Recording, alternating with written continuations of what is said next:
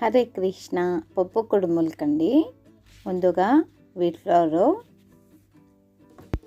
Chilli powder, జీరా అంతా వేసుకొనేసి బాగా mix చేసుకొనేసి water వేసుకొని మనకు ఎంత కావాలో అంత చపాతీ పిండిలా కలుపుకొనేసి దాన్ని చిన్న చిన్న బాల్స్గా చేసుకోవాలండి. ఆయిల్ చేతికంతా పెట్టుకొనేసి తర్వాత బాయిల్ వాటర్లో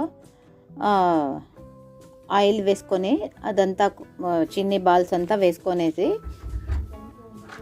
అది బాల్స్ అంతా బాగా ఉడుకుతుంది కదండి, అప్పుడు చూసుకోవాలి. అప్పుడే పైనకి వచ్చేస్తుంది అది.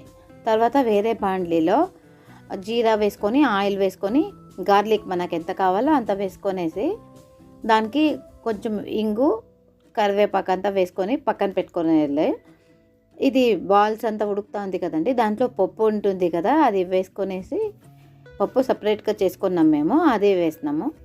దానికి కొద్దిగా కొంచెం కారం పడుతుంది అని చెప్పి వేసినాము, అది మా అన్న ఇష్టము. కొంచెం గరం మసాలా, సాల్ట్ చూసుకొని వేసుకునేది. తర్వాత పెట్టింటాం కదండి, దాంట్లో ఇంగేసి అంతా దాంట్లో వేసుకొనేసేది. లెమన్ కావాలంటే మనకి వేసుకోవచ్చు, లేకపోతే వద్దు అంటే లేదు. మేమైతే వేసుకున్నాం. సర్వ్ చేసేటప్పుడు లెమన్ వేస్తామండి. తర్వాత సర్వ్ చేసేది. ఇది వెయిట్ లాస్ కూడా బాగుంటుంది చూడండి. ఇప్పుడు చపాతీ రొట్టె రాకుంటే ఇది బాగుంటుంది. హరే కృష్ణ.